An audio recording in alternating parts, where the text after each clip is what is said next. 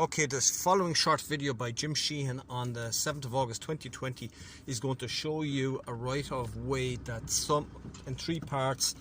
The first part we're going to travel is right of way to my father's land, 43 hectares, which has always existed, totally undisputed by everybody, although some may say, does the right of way we have cover forestry?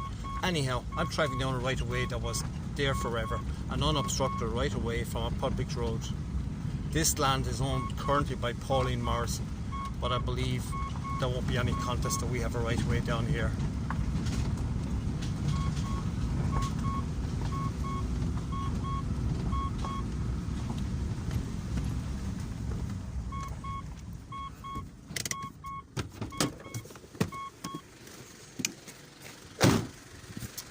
Our old right of way, the right of way we used up until the mid-1970s, I'll explain more than that later, would have turned right here, would have gone over this pretty bumpy ground, but back then there was a track that facilitated a tractor into our land, which you're seeing there in the background.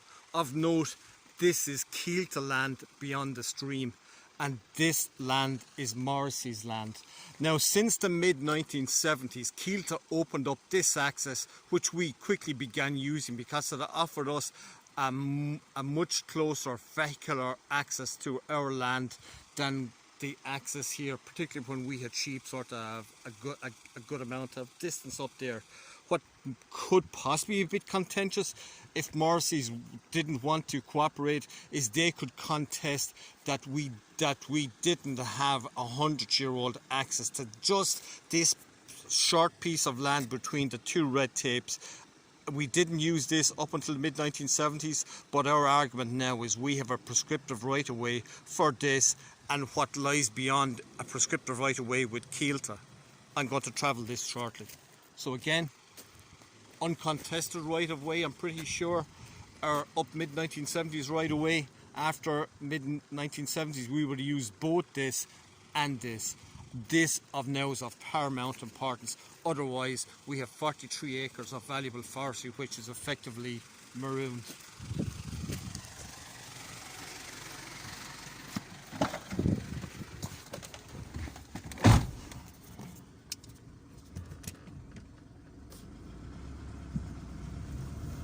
Okay, proceeding.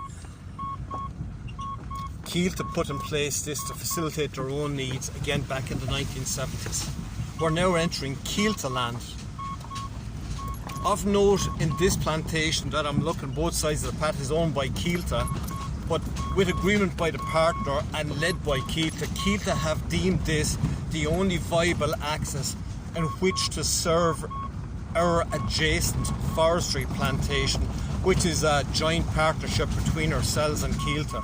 Again, Keelta's professional advice is this is the only show in town with which we can service. Currently a joint venture with Keelta, but we want a prescriptive right-of-way for the next plantation of this forest, which will take place in about 20 years. Historically, mid-1970s on, we would have driven up here, we would have driven over here, just a little bit more, probably parked about here, and at this stage we would have met forestry with a path, similar to what we're looking at here. We would have parked cars here or whatever we would have used here, and then we would have walked over there to what you will see shortly is the boundary.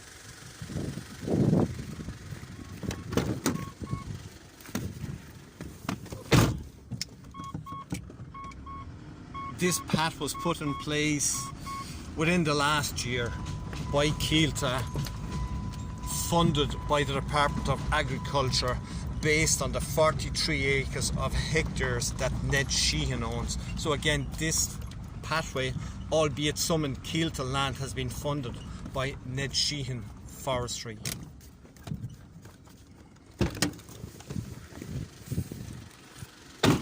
This is the border between Keelta and Ned Sheehan. This is the red tape. Our contention is, obviously, A, we've been using it, B, Keelta have put in a path which aligns our plantation to their existing pathway. this pathway in their lands will have been funded, and this is on paperwork, by this plantation. We're saying we have a prescriptive right of way, and also this land is landlocked for agricultural purposes, for forestry purposes, unless Keelty give us a right of way here. I haven't much more to say. This is our plantation, 43 hectares, planted in 1998.